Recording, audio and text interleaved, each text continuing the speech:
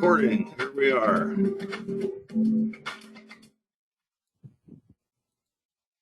Good morning, good afternoon, good evening to people around the world. This is Martin Hubel, your host of the Db2Night show, and we are at show number 245 for the Db2LUW platform.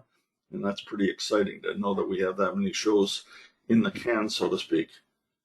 Today we've got two special guests with us from the IBM Toronto lab, and we'll be looking at Db2 current capabilities and future direction.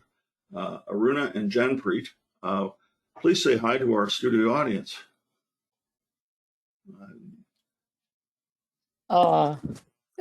Thank you, Martin. It's really exciting for us to kind of have this opportunity to speak to you all. Hopefully this will be a great session, and we'll be able to give you. That's all we do on that. We only do good sessions on the Db2Night show, so you've got a lot to live up with. It's going to be great. Janpreet, how are you doing? Yeah, all good, Martin, and thanks for the introduction. And we all look forward. I look forward to presenting on the Db2Night show. Carry on with your introductions as you start talking later on. Let me just get through the housekeeping as quickly as possible.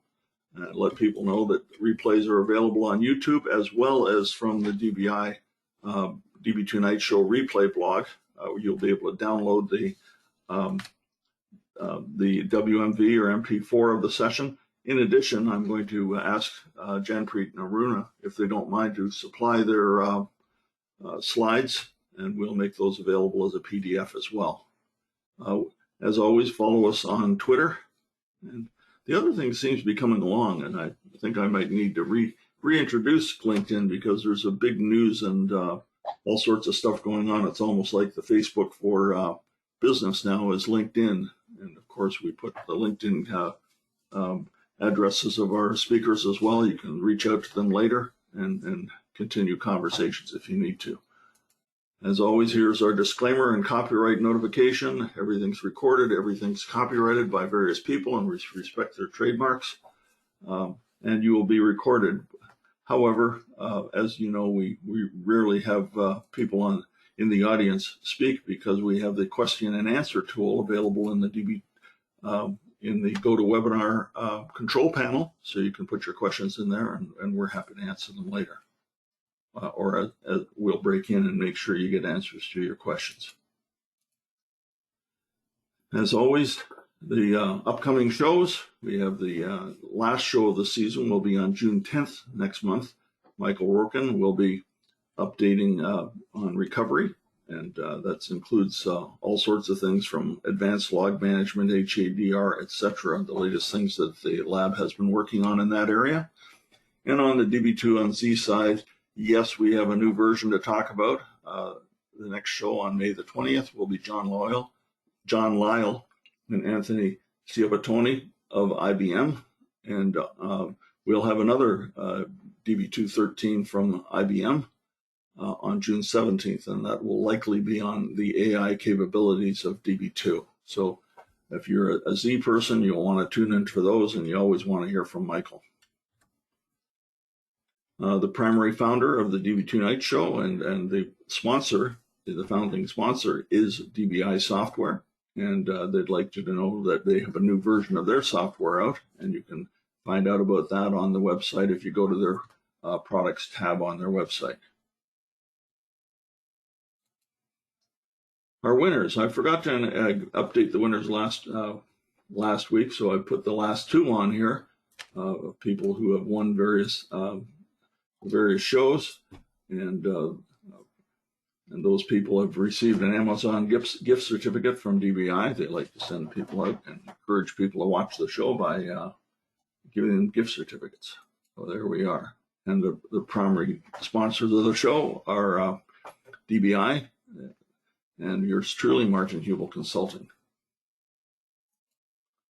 With that, we're into Mother's Day in North America on the weekend. I know that people in Europe and other parts of the world celebrate Mother's Day, but at different times of the year. So I just wanted to put up a little cartoon about moms and moms all around the world, and that's how super moms get things done, particularly in our busy world of today. So happy Mother's Day to all the mothers out there. All right, now we're into our pollings. I think this is where we learn about our DB2 community. And so what I'm going to do here is we'll launch the first poll. And the first poll is, what versions of DB2 are you currently running? And I actually updated this today, so it's a little more correct. I guess I forgot 11.1 in there. So once again, it wouldn't be the Db2Night show if I didn't have a typo in there. If you have 11.1 still running, put it under 10.5 and we'll know what you mean. That's that. Trying to get everything right all the time is something I'm going to do the next time I update the show. I just know next time I'm not going to make any mistakes. Okay, we'll close that off and share the results. Notice that our audience today is pretty up to date. We've got people at 57% have 11.5.5 or higher. That's good to see. And we'll move on and do the next one. Got about 5 polls to go through today. I decided to put this back in, find out what commercial DBMSs people are running. I know there's might be some commercial products on the next screen, but they're newer ones. But here are the traditional ones we always ask about.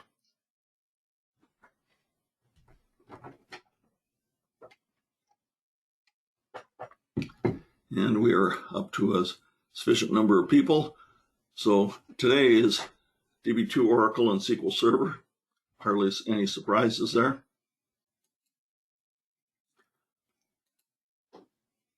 Which newer DBMSs, the ones that have been I know MySQL and Mongo have been and Postgres have been out for a while, just seeing if people are doing this. I should have made this multiple, but I've only got a 1 in there.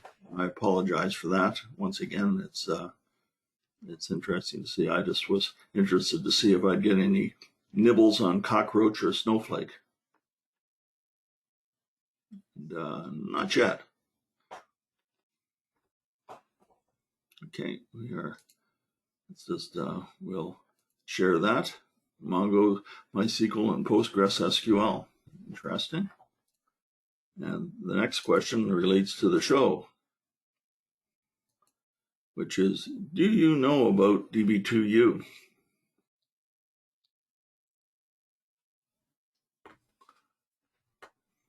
And, you know, I'm not necessarily surprised about this. And I still left that same typo in on the requirement. I do know how to spell it. I just still don't know how to type. And we'll close that off and share the results there. Got about half of our audience that needs an education on Db2U. That doesn't surprise me. I'd like to hear a lot more about it myself. And the last question is, have you deployed Db2U? Again, we only have a couple of answers on this. And this is interesting. And what we have here is we have our audience has not deployed it. If you didn't know what it was, that's hardly a surprise. And we have 1 or 2 people in production. That's good. Okay, with that, I will close the polls off for now. And we've learned a little bit about our community today. With that, it's now time to turn it over to you, Aruna and Janpreet. Who would like to go first in the way of presenting? I will be starting the presentation. Okay, I'll make you the presenter right now. You should have that message on your screen. And it's okay. All right. Thank you, Mike. And we're seeing your screen. To let you know, I'll be monitoring the question queue, and if there are any questions, I will break in at a convenient point and ask the question for you. So, and we'll allow you to discuss it then. Okay, take her away. All right. Thank you, Martin. So today we'll be presenting. Here's the agenda. So we'll be presenting a bit about Db2U or Db2 Universal Container, a quick overview and the container hierarchy, and then we'll touch base a bit on the Go operator and also image and the operator certification, and then we'll discuss a bit on the ecosystem that's built around Db2U, and then we'll get into, I guess, like the meat of the crux of today's presentation, the Db2 architecture, do a bit of an overview, and including the Kubernetes resource model we use under the covers, and also deep dive a bit into the storage aspects, especially the software-defined storage solutions we support, and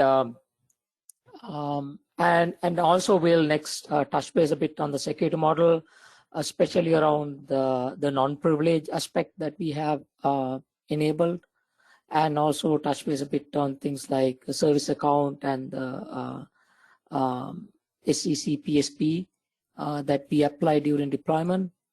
And the next part is, this presentation is sort of split into two pieces. One is about where we are today, which is more or less the left half of the agenda.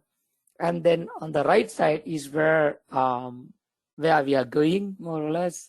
So we'll take a look at what we have been working on, some of the things that will be coming down the pipe in the second half and the first quarter of next year.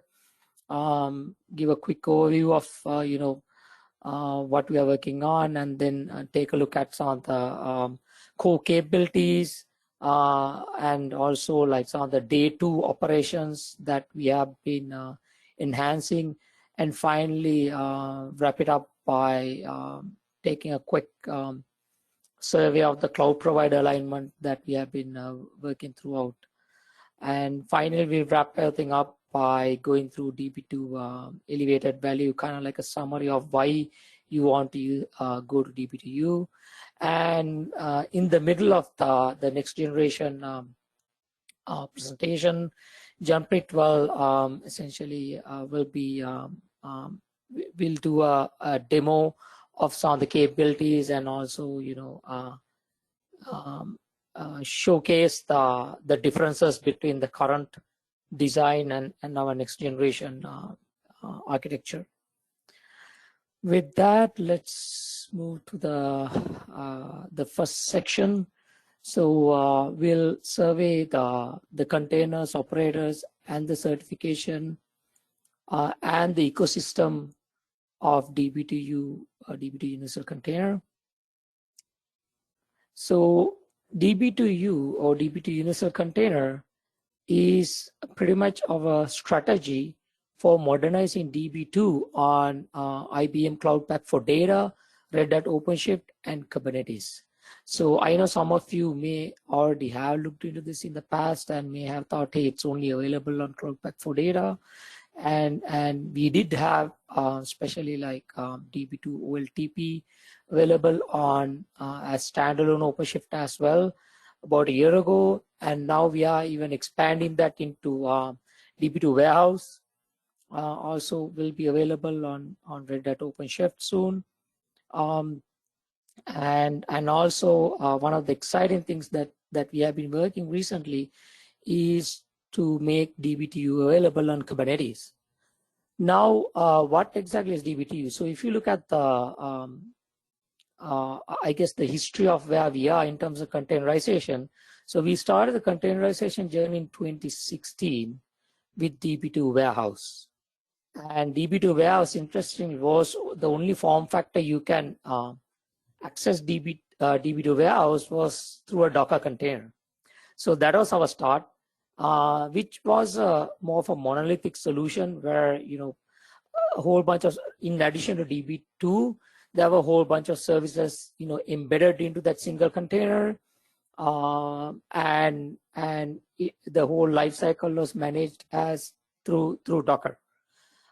In 2019, we moved in the direction of adopting a microservice architecture where these non-Db2 services have been moved out, and they kind of like tag along as microservices in their own pod or container with their own deployment model, and even the deployment itself has been broken down into stages where we leverage things like Kubernetes jobs to break down the flow. And same as even upgrade is driven through a job, for example. So essentially, we moved from, which is our start, a Docker-based monolithic container into a modern microservice architecture that is built on Kubernetes and OpenShift by extension. And the beauty of this is, like, if you look at actually our containers and the operator that's used to deploy and manage the life cycle, it's common. It's common between whether you use Db2 OLTP or whether you use Db2 Warehouse. And if you use Db2 Warehouse Analytics, or if you use Db2 Warehouse PDOA type of configuration, or whether you enable Oracle compatibility, for example. So regardless of those settings that you may select during the deployment, internally it's pretty much the same set of containers and the same operator and the ecosystem, and we have the capability to kind of tune or configure the tweak the configuration based on your deployment input. And one other interesting thing or useful thing being in living in a container is, of course, like, we can deploy real quick. Like, for example, an SMP could be deployed in somewhere between 5 to 10 minutes, and an MPP maybe 10 to 20 minutes or so, depending on the number of MLNs, etc., and the environment. And of course, it's portable and secure in the sense, like, we do a lot of security hardening, image scanning, etc., and also it's certified as well. And the environment is unified in the sense we have our own dev test pipeline, which goes through a whole cycle of from development to testing, unit testing, QA, and then sort of promotion. So it's fairly unified in that sense. And as I mentioned before, all other ancillary services are part of a decoupled ecosystem, and it's an ecosystem we continue to grow. Keep in mind, this is something that we GA'd in middle of 2019. So given our short, I guess, like, relatively short lifespan, I think we have made a lot of strides in terms of bringing other services into this fold. Moving on, so this is a bit of a busy chart, I would admit. So this kind of depicts the container hierarchy. So what we have is mainly our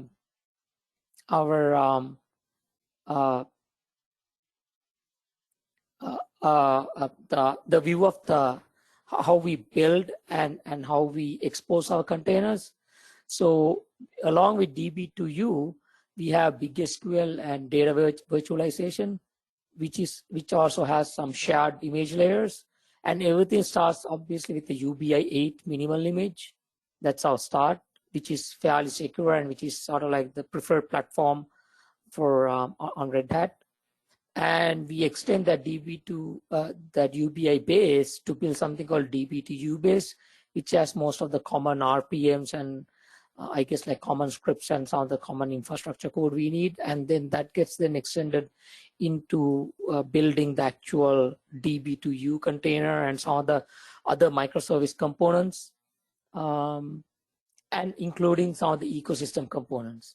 They also kind of like built on some of these base layers we have in our infrastructure. So as part of this ecosystem, we have these add-ons such as Db2 REST, graph, and data replication through QRep. And internally we have FET, storage certification, and our release certification containers. So all sharing quite a bit of this same image layers and same image components. Moving on, so I want to quickly touch base on our Db2 Go operator. So Db2 Go operator provides actually operational management in terms of packaging through catalog and also aligning with OLM in terms of deployment and managing the life cycle. And one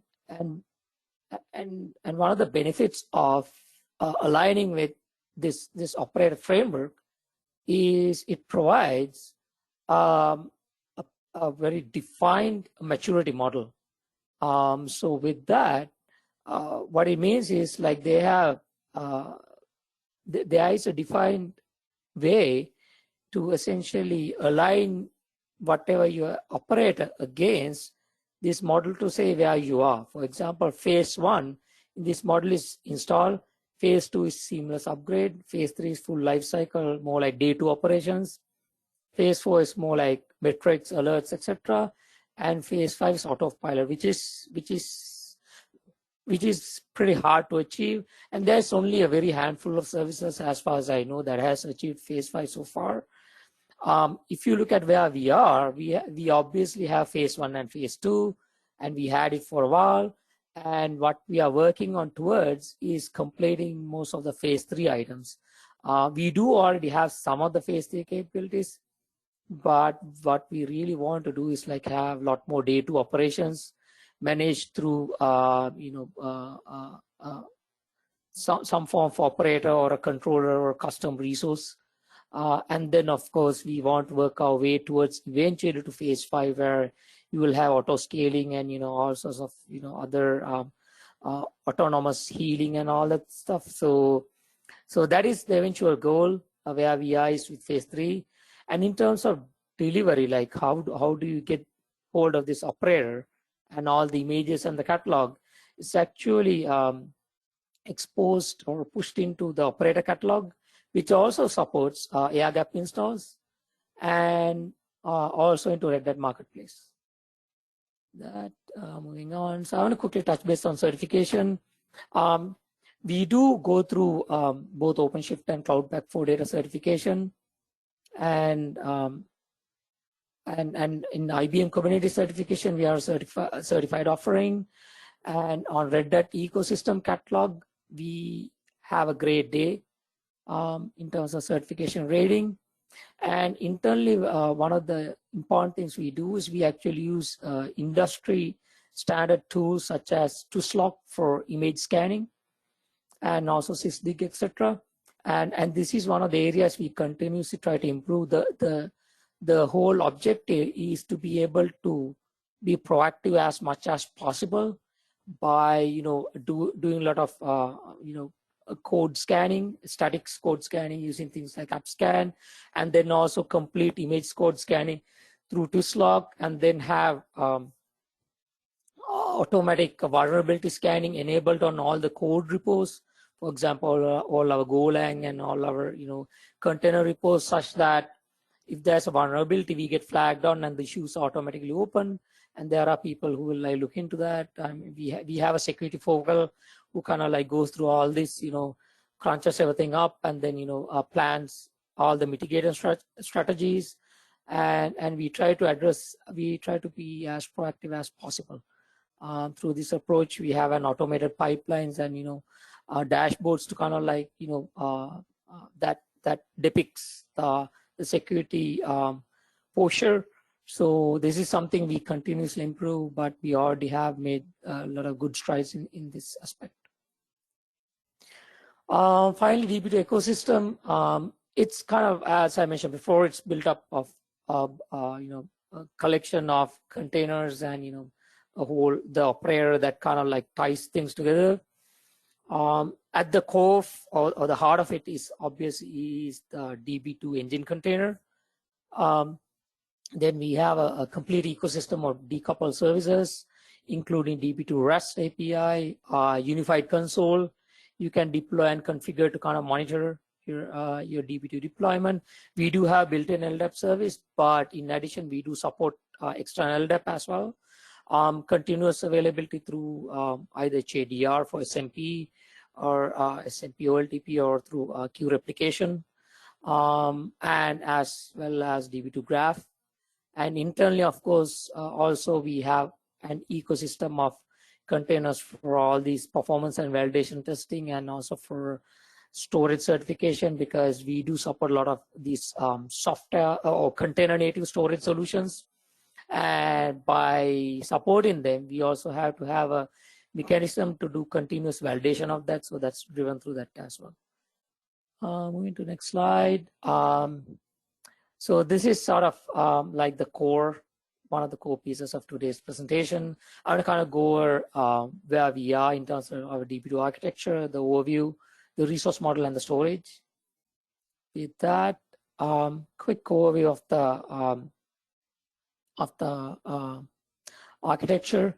So in the middle, what we have is what we call our Db2 cluster. So we have an operator that essentially listens to something called a custom resource in Kubernetes. So custom resource is very similar to one of those default resources, like a pod or a stateful set or a deployment.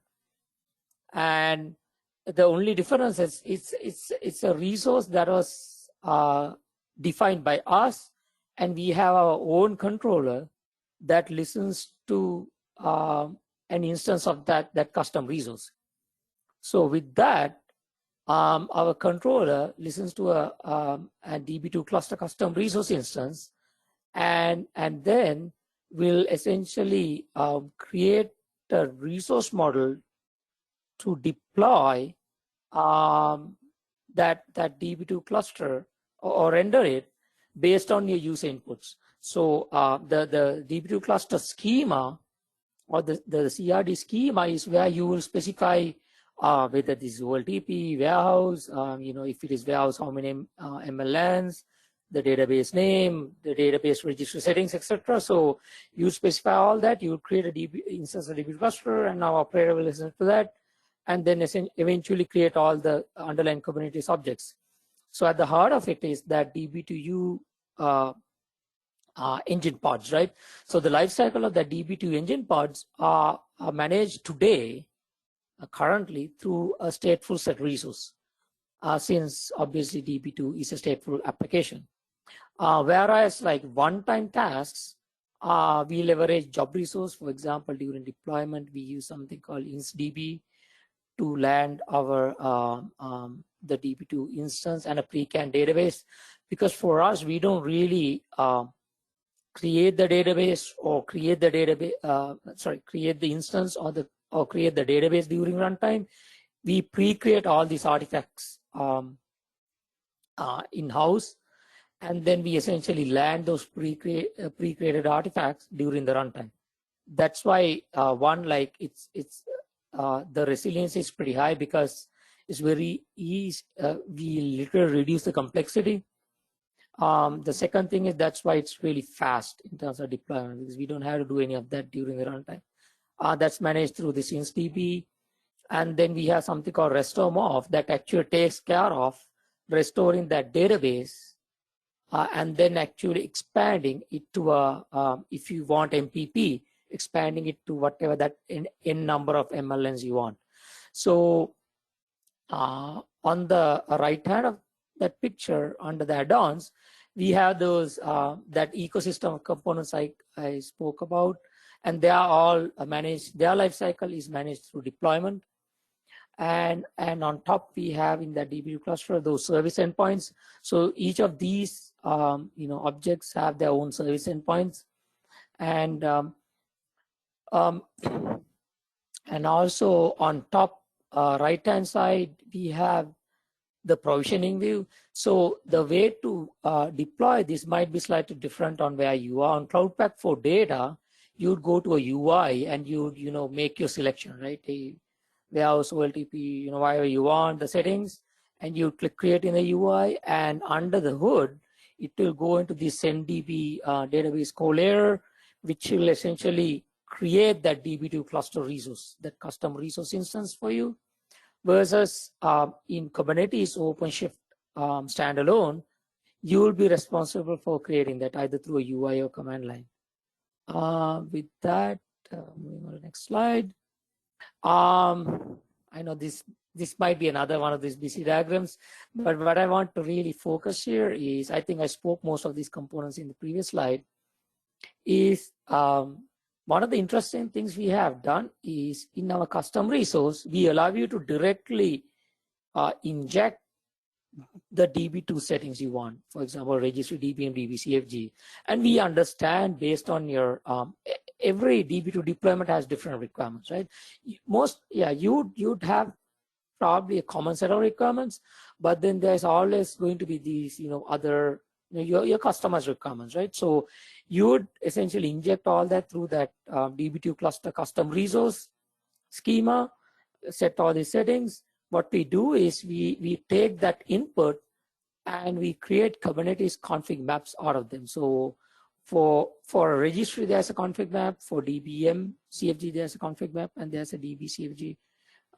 There's a config map for that too. So the good thing is you don't even need to get into the container and run native commands to take a look at your customized configurations. You can just describe these config maps, and you know exactly what you injected, and the values of these, the keys and the values of these are exactly what you have in the knowledge center. So you'd have the name of the registry variable and the value for it. So we haven't added any artificial keys or anything.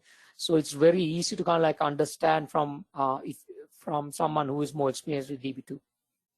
And the other thing I want to kind of quickly touch base is the storage layout. So we have a single shared PVC for our instance home.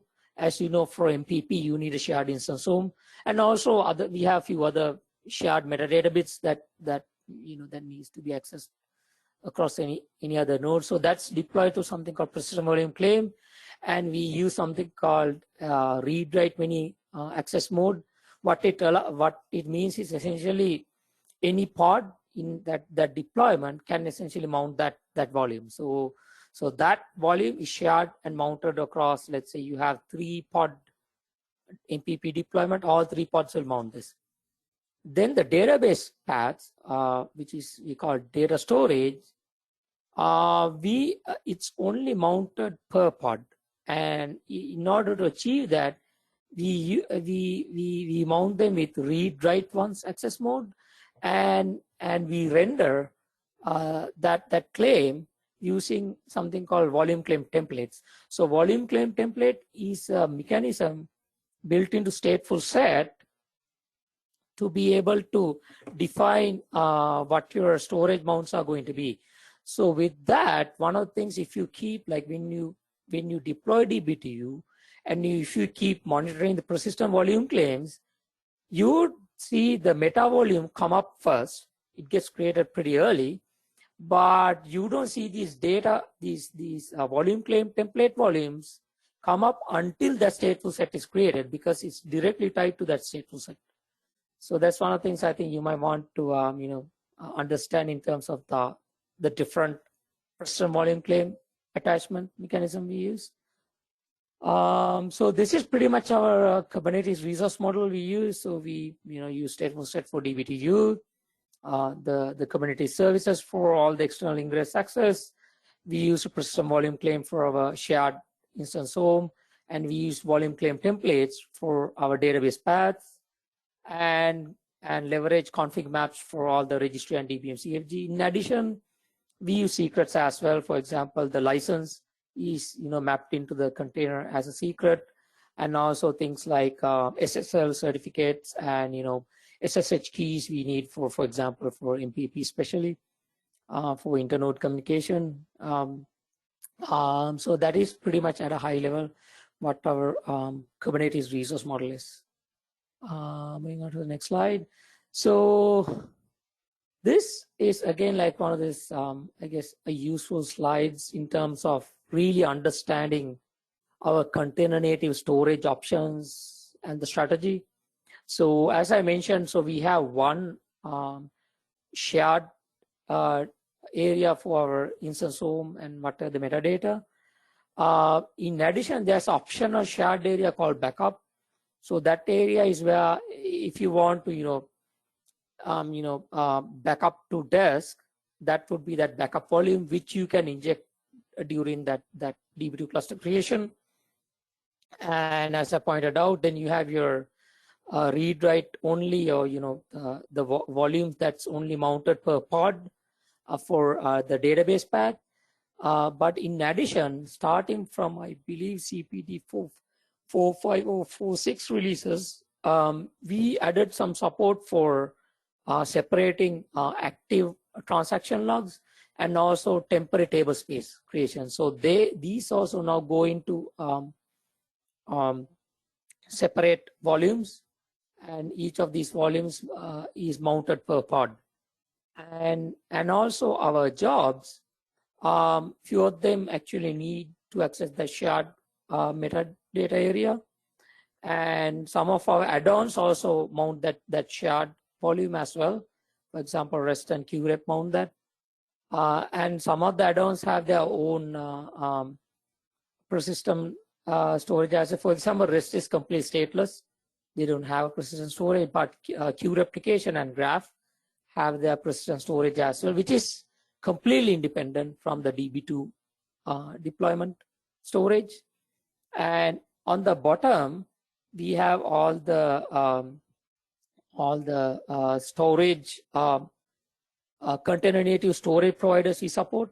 So we support, for example, OCS 7 and up, OpenShift container storage 7 and up, and /ODF 4.9.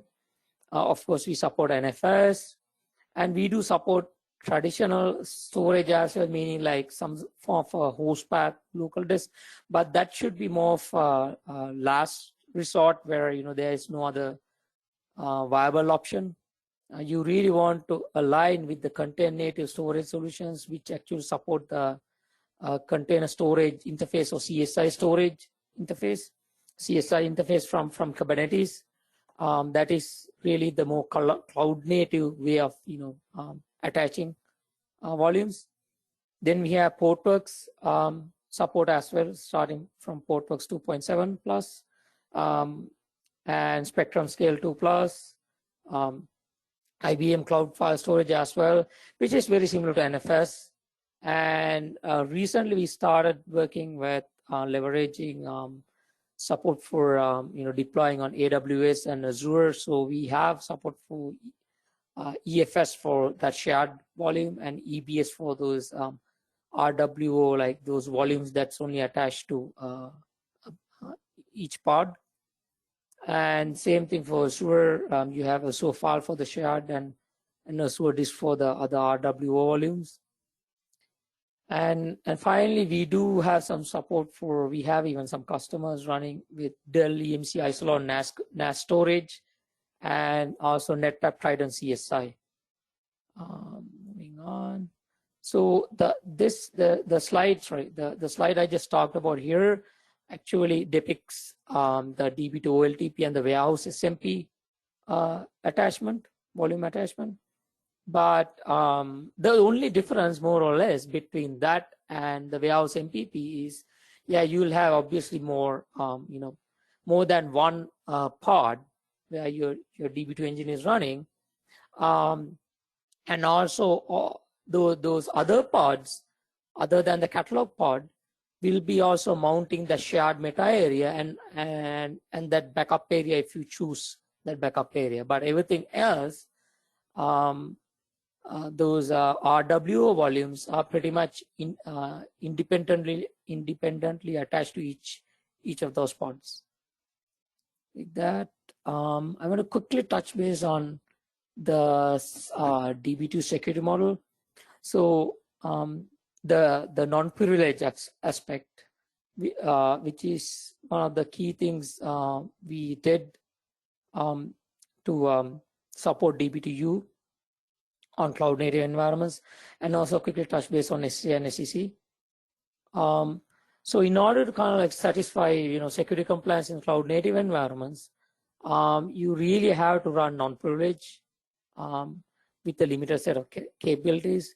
And we achieved this by essentially few ways: by relaxing Linux IPC namespace isolation, or what we call the host IPC sharing, And also we researched to find a targeted set of minimal set of Linux capabilities.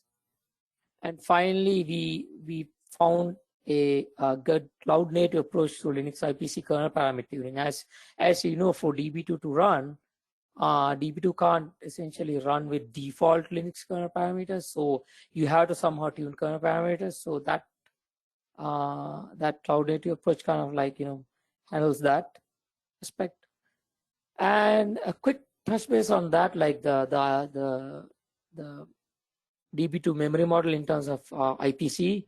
So DB2 has two main ways of addressing memory. So you have this sysv memory request using dynamic shared memory or semaphores through DB2 database engine. And what we did is we essentially sysv and POSIX, right? So we were able to use a private SHM device to isolate these POSIX shared memory allocations. So this allowed us to really find a good solution for single node for SMP and DB2 OLTP. However, for MPP, you still have those sysv calls that we had to address using a different mechanism, which I'll get into the next slide. So the slide after. So the next thing I want to quickly address is that targeted set of Linux capabilities. So in addition to the default capabilities and things you need to, for example, to allow something like sudo, what we have done is we have isolated that we need at least these three capabilities at a minimum. Sys resource, so that this gives the engine capability to throttle resource limits. IPC owner, so this essentially bypasses the DB2 engine's IPC tuning requirements or IPC checks. And sysnice, so this allows you to kind of like control the process priority, thread prioritization, etc. from inside the engine. So without these system capabilities given to the container, DB2 is not able to do these operations. In the next slide, I just want to quickly talk about our Linux IPC kernel parameter tuning. So as I pointed out, so it's a non-privileged container that we are deploying. So from the container itself, because of that, you can't update the upper bound. So it's capped when the container is created. So on DB2 OLTP and warehouse SMP, we actually inject the sysctls into the pod. And in warehouse MPP, we leverage something called node tuning operator to kind of like tune the host and then inherit it through host IPC. And the final option, which works for either of them, is to use a privilege run as root init container that will tune the dynamically tune the proc and sys, the sysctls, and the main container which runs non-privileged, then can essentially inherit all that. And one other thing I think I mentioned even before, so we run as a Nonroot. So our container itself runs under the container user is Db2U ADM with the UID 600. Of course, because during the initial setup, we need to make certain changes. So we do give sudo and the capabilities to support sudo. And we do all this through by enabling run as Nonroot true and run as user 600. And the next slide. So this almost sort of brings everything together, what I described before. So during deployment, what we do is we create a service account and a security context constraint or a pod security policy that aligns with pretty much what I described before. So that SEC kind of has all the bindings to the Linux capabilities and the host IPC or whatnot we need. And DB2SA through RBAC kind of allows our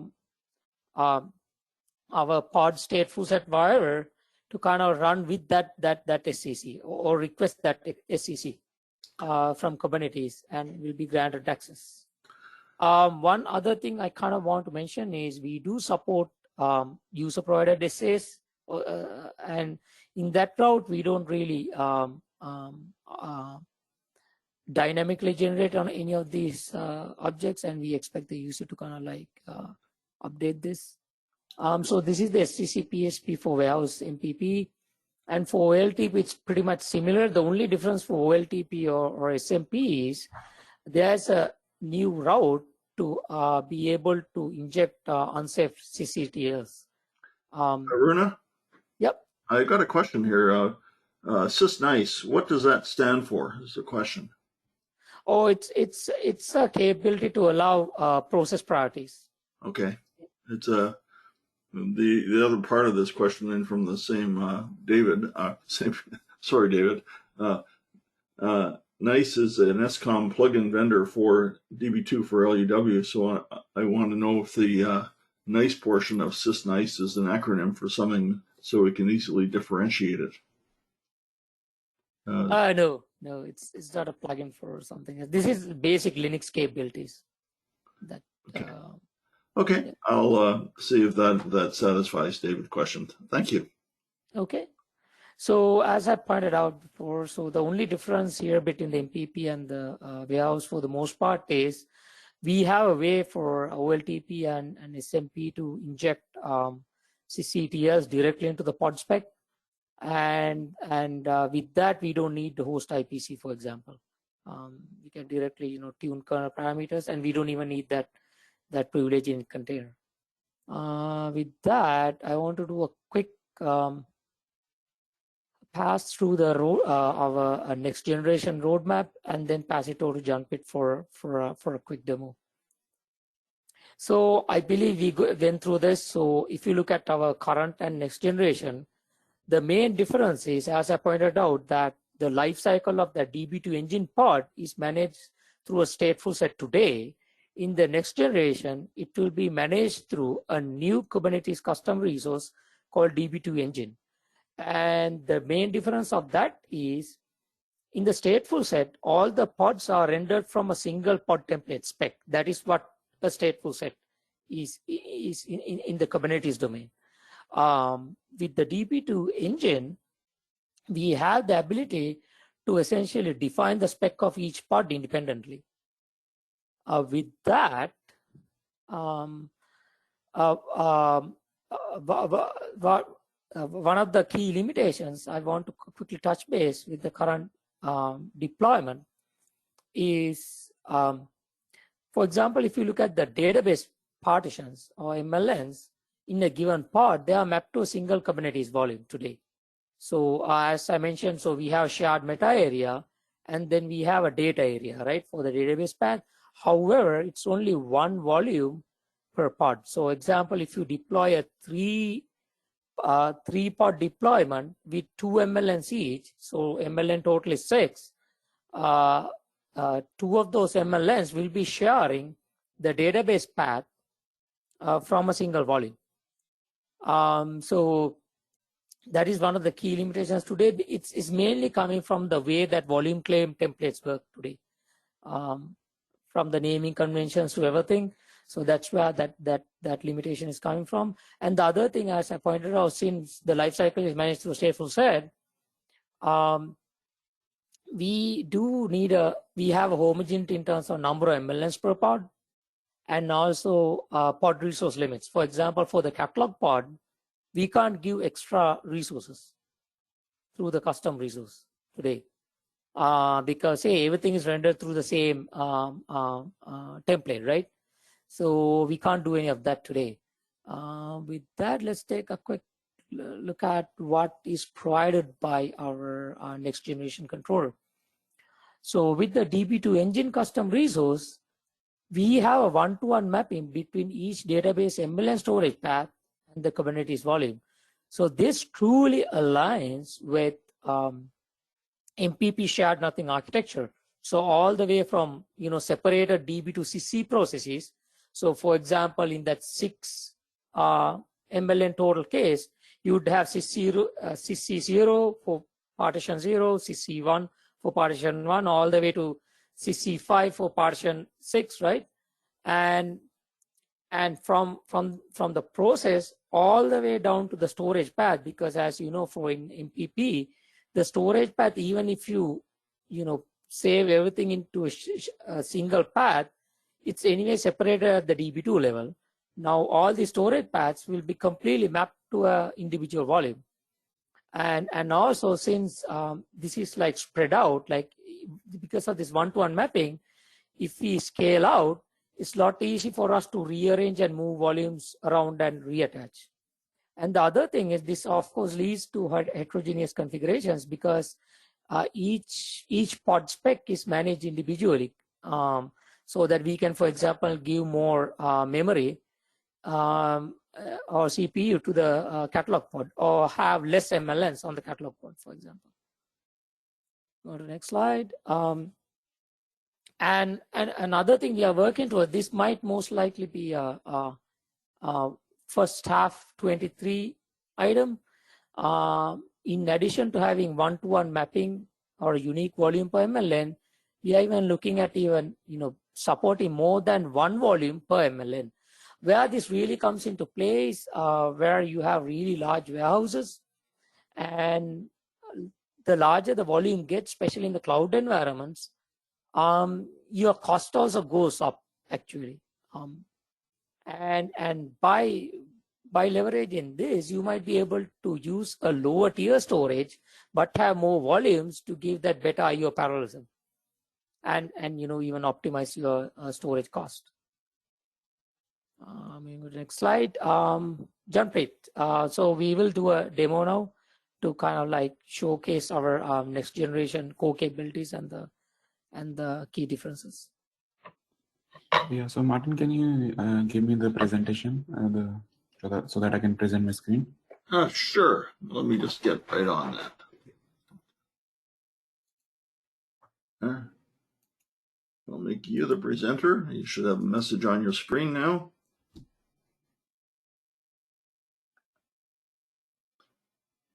Nice. Saw your race car go by, so you're all set to go.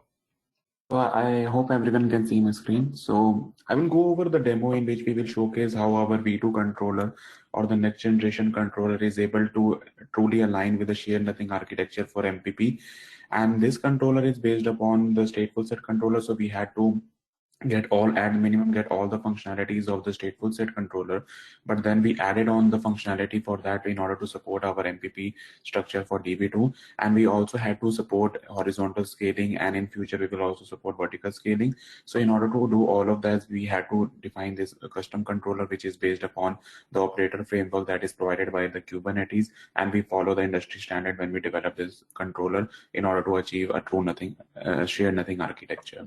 So I will go over the demo. So in this demo, what I did is an warehouse MPP deployment with 3 pods or nodes like for the guys in the DB2 on-prem, and then with 3 MLNs. So in total, I had like 6 MLNs in total. So as you can see over here, like I have 2 pods where Db2U is 0 and Db2U1, and inside each pod there are 3 MLNs attached. So now you can see in our in this next generation, each like as I mentioned, this is a 6 MLN deployment. So all of the MLNs, data MLNs, as you can see from here, they will have 6 MLNs are data volumes are created, and correspondingly we create the 6 active log volumes. So these active log volumes can be configured at runtime. So a user, if they want to have 1 MLN per for active logs per node, they can configure it that way. Or if a requirement of a workload is such that it is extensively using the active volumes and the performance is determined by the active volume, so they can also mount or create volumes per MLN so that to get better performance. So now I can so this is how our volumes are created from in the Kubernetes way. Now if I go in like over here, I exec into the pod and from within the container, and I will show how the volumes are actually attached inside our pod. So from here, if you can see, these are all the volumes that are attached inside our pod and all the mount points that we have over here. So over here, like these are the data volumes that are attached, and the one innovation we did over here is, so we attach the data volumes exclusively to the database path, so that these data volumes are exclusively used by the database for 100%. So this guarantees that all of the storage that is defined is used just for the data and nothing is shared on that volume. And also this will guarantee the IOPS, because in cloud environment, like everything is determined by the IOPS. Even the storage cost in the cloud environments is determined by the IOPS. So over here, if you can see, right, we have these database paths that are defined, and then each database path is using its unique volume, which aligns currently what is done in on-prem also. So in on-prem also, when we deploy Db2 with multiple MLNs, each MLN uses its unique volume, and this is what now in Db2U we have this capability in our next generation. And similarly, we have the capability to do this for active logs, and for ETL jobs, as we know, like external tables and in cloud environments, it becomes a very big requirement how to load data inside your Db2. So in our next generation, we are providing an exclusive volume, which is known as this scratch volume, that will be attached inside the pod, inside all of the MPP pods, and the user can define what will be the storage of it, and that volume will be used to do all the ETL jobs and to do all the Db2 load jobs exclusively for that volume, and it will not impact the performance of your data volumes, which in our current generation, we were sharing the data volume for the loads and the scratch directory also, and also for the data. So this case showed all the capabilities that we have currently embedded in our V2 generation. The next generation, we have volumes created per MLN, also active volumes created per MLN. Now the next part that I will demo over here is our horizontal scaling. So in our initial deployment, I deployed with 2 pods and 6 MLNs, so that each MLNs, so there were 3 MLNs per pod. Now if a user, depending upon its requirements of the workload, so in a peak season, the user can increase their compute resources. That is, they can go from 2 pods to 3 pods or more pods, depending upon how much they want to scale. And in this next generation, we are able to redistribute our MLNs depending upon how you want to scale out.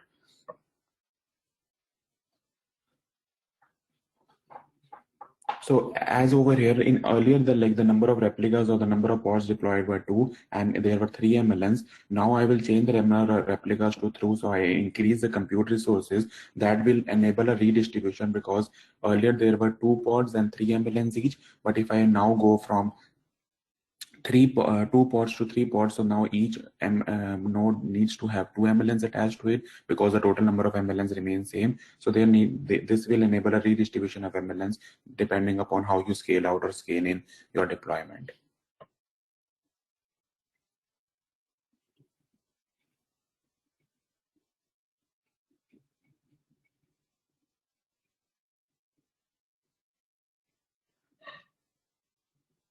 So over here, as I showcase how this will change. So as I mentioned, like the number of MLNs and the volumes attached have same. So you can see that our previous pods go into terminating state, they get deleted, and new pods will be restarted with the current amount of volumes and MLNs attached to them. And this is done, all this is done by the controller itself, and no manual intervention is needed when we redistribute the volumes and the MLNs, depending upon how you scale out or scale in your deployment. So now, as you can see, now earlier there were 2 pods, but now when I get the number of nodes, now you can see now there are 3 pods actually attached, and within each pod there are now 2 MLNs attached. And earlier there were 2 pods and 3 MLNs attached, but now there are 3 pods and 2 MLNs attached within each. So now I will exec into each of these pods to show how the volume mounts have changed from before.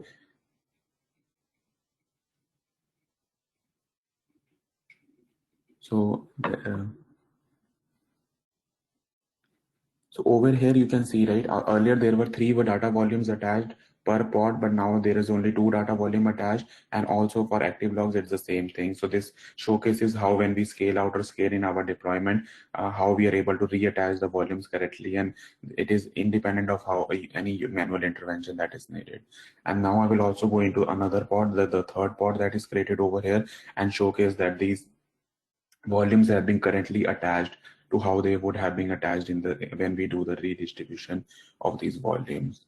So you can see over here in pod 0, which is our first catalog node. So you have node MLN 0 and MLN 1 data volumes attached, but in our second node, sorry, the third pod, we have MLN 4th and MLN 5th attached, and they showcase that how the redistribution has now happened depending upon the scale out scenarios.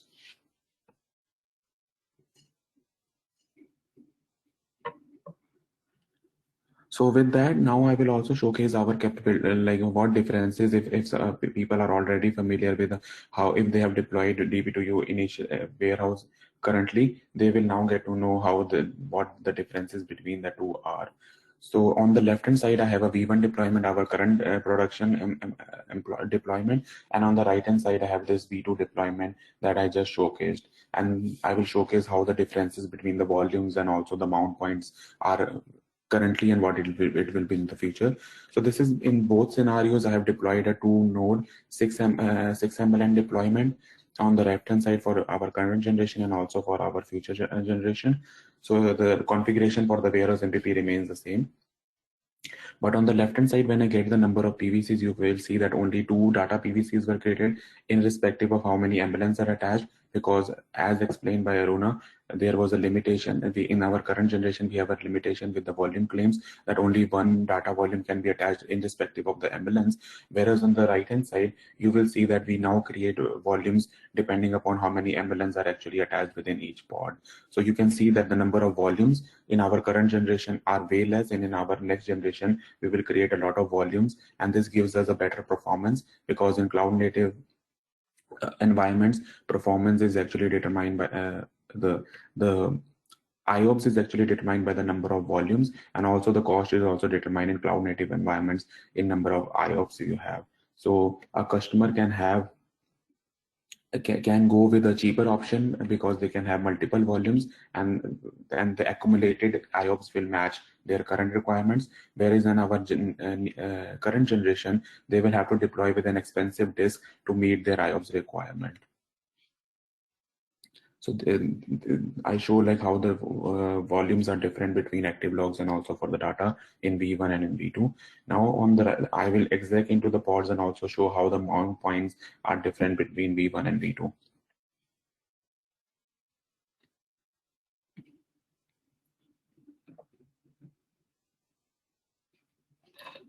So over here, like the number of pods, everything remains the same. I will now just exec into, on the left hand side, I will exec into a V1 pod and show how many volumes and what are the mount points for them. And I will do the same thing for the right hand side.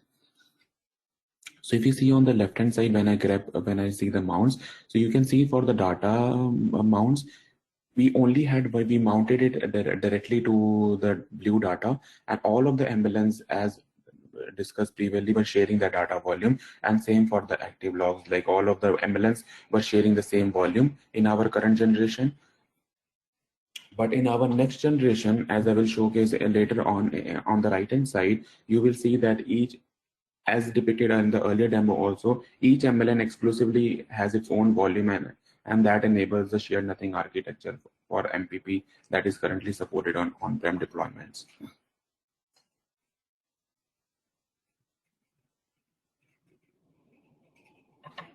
So over here on the right hand side, now you can see that the number of, first of all, the number of volumes have increased tremendously from the mounts that are happening within the pod, and also now, as depicted earlier, also we are mounting the volume paths exactly to the database path we need for all the volumes, so that we give exclusivity for all the MLN volumes. And in the future, this will also enable us to have multiple volumes per MLN to increase performance, so that because we have exclusively determined which path we want to mount multiple volumes by using the capability of storage groups that Db2 already provides. So this clearly showcases like the number of volumes, how the number of volumes that are created will be different in V1 and V2, and how these volumes are actually attached inside the pod, going from our current generation to our next generation. So with that, it concludes the demo.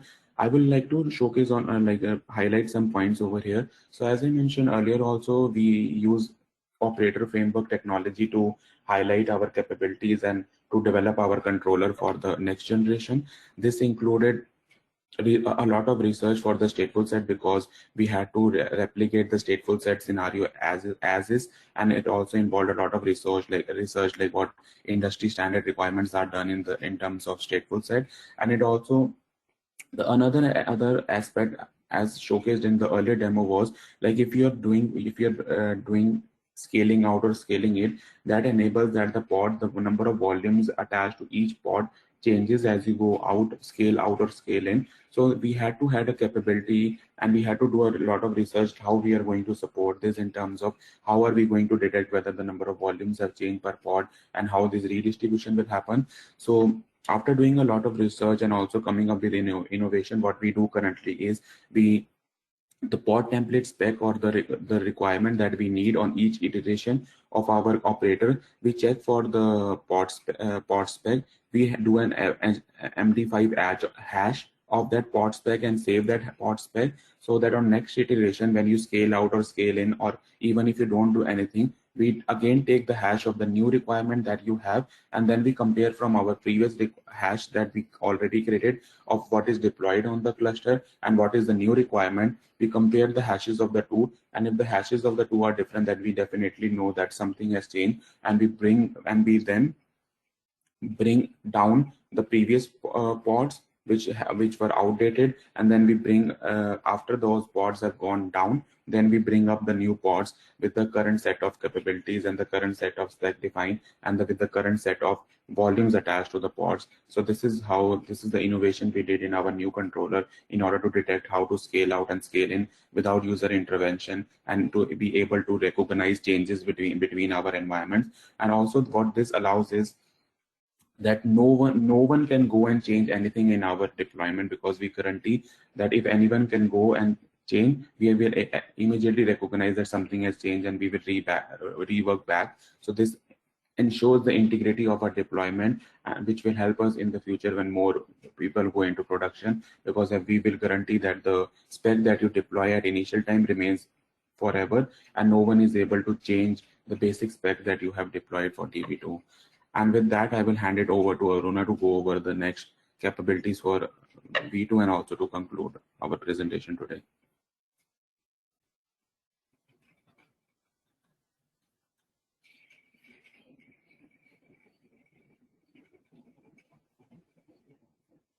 Thank you, Jampreet.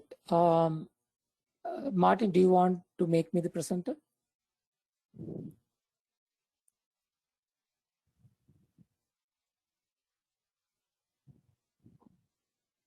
Okay, thank you.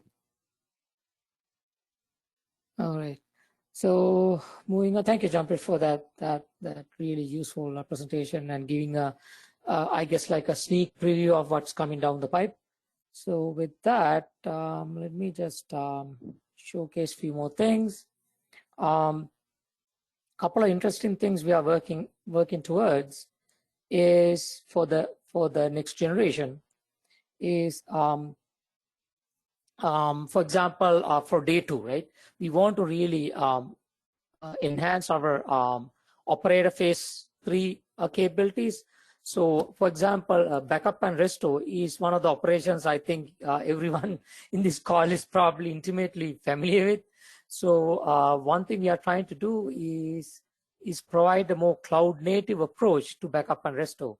For example, we'll have a controller that listens to a custom resource of kind called Db2 backup, which spells out, for example, you can give a name to whatever that instance is, and then essentially define which Db2 cluster resource instance that you want to back up, and you then define that database backup configuration, the name of the database, whether you want to do offline, online, wherever, schema level backup, etc.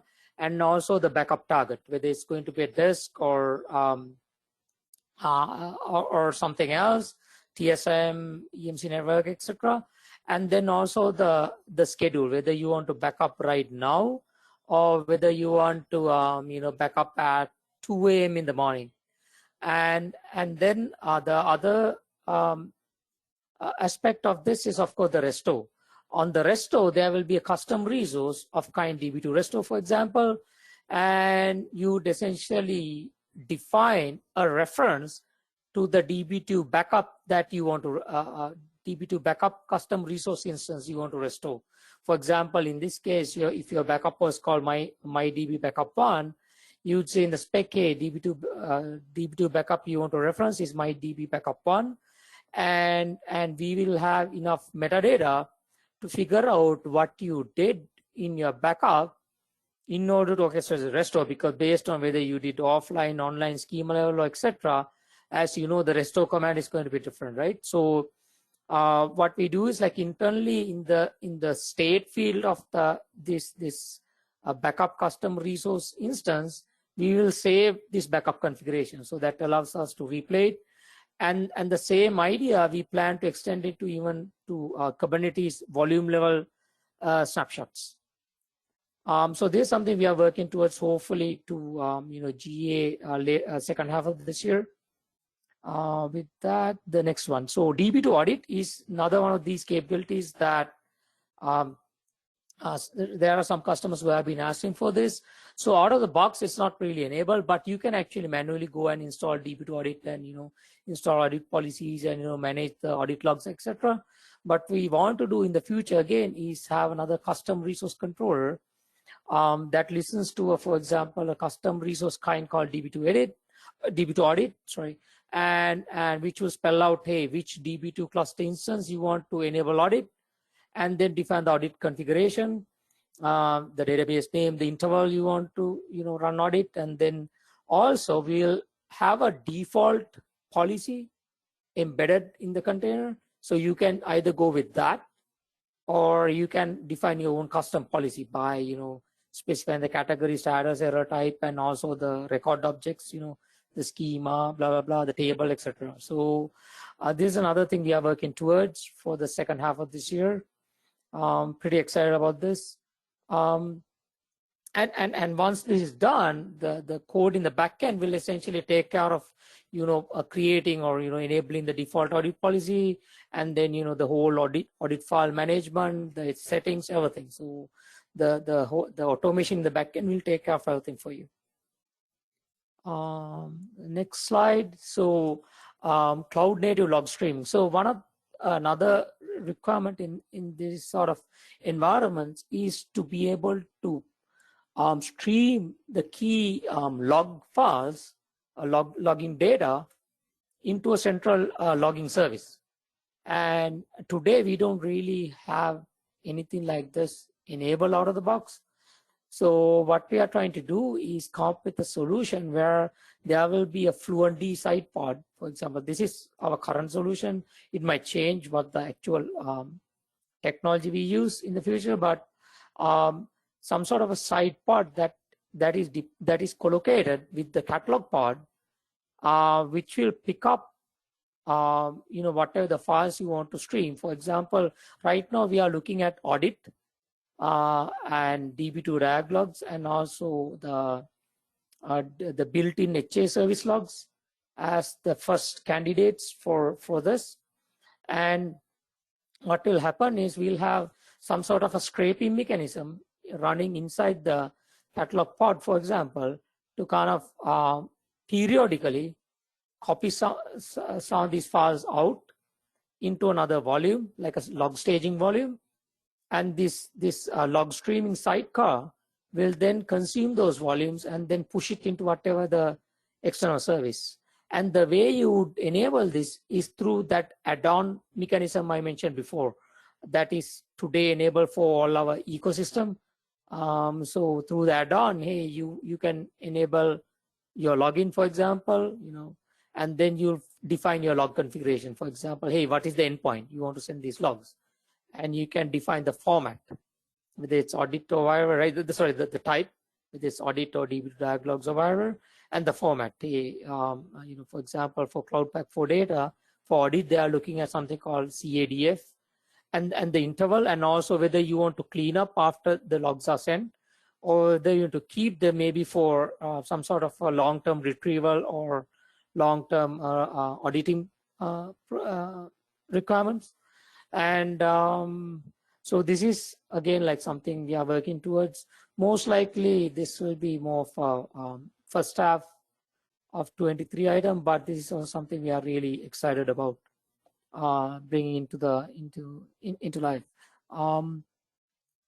One last thing I want to touch. So the next generation, I think you have seen a brief overview of the slides and what the capabilities and also a pretty detailed demo that Janpreet presented that went over all the capabilities we have. And I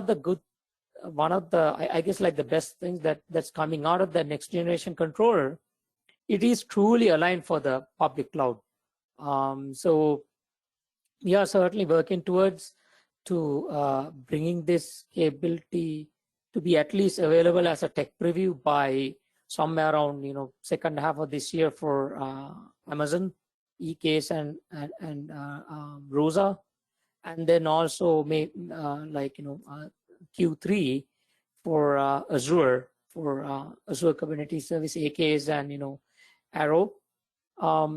And then finally, we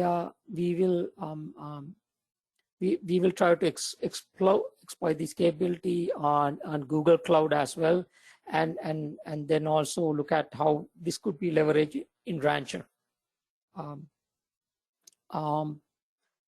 With that, I think I want to do a quick summary of what next generation brings. So it clearly brings the capability to support large-scale data warehouses and really large transactional databases, and certainly much better support for horizontal scaling. Those modern day 2 operations, more cloud-native aligned day 2 operations, including backup resto, snapshots, things like audit and this log streaming, etc. And finally, much better alignment with public cloud provider infrastructure. And yeah, I think probably almost at the top of the hour, at the our timeline for today's presentation. With that, I just want to wrap this up with a quick, I guess, like a summary of the elevated value that you get by moving to DB2 on Cloud Pak for data OpenShift Kubernetes.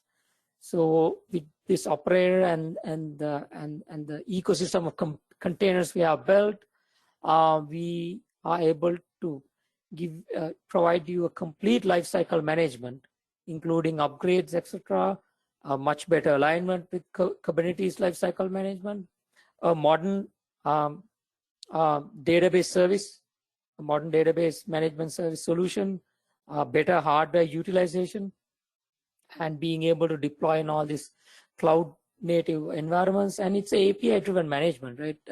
You can essentially have your own layer on top, which should create that DB2 cluster resource, for example, and that builds into the your own DevOps infrastructure much easily, faster deployments, being in a container environment. It could be somewhere from 10 to 20 minutes with the SMP or MPP, and a complete ecosystem, as I mentioned before. All these REST, graph, replication, data replication, DMC, etc. New stuff we are always working towards. That kind of binds in as microservices, tags on as microservices to the core DB2 deployment. It is secure because we go through this Cloud Pak certification, etc. We do have built-in support for database SSL, and of course the OpenShift. If you deploy on OpenShift, you get extra security layering as well, and highly available. In addition to the HA you get from the platform itself, from the Kubernetes OpenShift, we do support HADR as well, and we are aligned with modern container native storage solutions such as OCS ODF, Portworx, Spectrum Scale, CSI, IBM Cloud File Storage, etc. And these storage solutions, one other good thing with these storage solutions is they have built-in resiliency through transparent replication in the backend. So that's one other advantage you get by aligning with these modern CNS CSI providers. And of course, finally, we are hybrid cloud ready. Essentially, whether you deploy on public cloud or whether you deploy it on your on-prem cluster, we give you that cloud-like experience or as a service-like experience. And we are available on OpenShift catalog or IBM catalog that you can deploy on whether on Cloud Pak for Data or on OpenShift standalone or Kubernetes. With that, I want to thank everyone who attended today, and also thank you, my colleague Janpreet, also working with me to put together all this material, and finally to Martin being the great host he is, and giving us the opportunity to present today. Great. Well, thank you so much, Aruna and Janpreet, for doing such a great job. We have as we wrap up, I'll take control back over. Myself the presenter, there we are. And what I'm going to do is ask our final and famous last question, which is, let me find it here and launch. Ask our audience if they learned anything today. And we're seeing right now that the response to that seems to be a big yes. So 100% of our studio audience learned something today. And with that, that's always great news. And it means that you provided something of great value to the Db2 user community, and we thank you for doing so. And with that, it's that special time of day where I have to cue the music. Thank you again so very much. We'll look forward to getting this up on the replay blog today or tomorrow. And we'll look forward to seeing everyone back for the next night show. And Janpreet and Aruna, I hope you'll consider this an open invitation when you've got something to tell our audience that you come back and see us. So with that. All right. We will definitely take you up on that. Thank you, Martin. Thank you. Everybody have a great weekend. We're into some good weather in Toronto. We'll be outside working on our yard. So take good care, and we'll see you all next time on the Db2Night show. Bye-bye, and thanks again.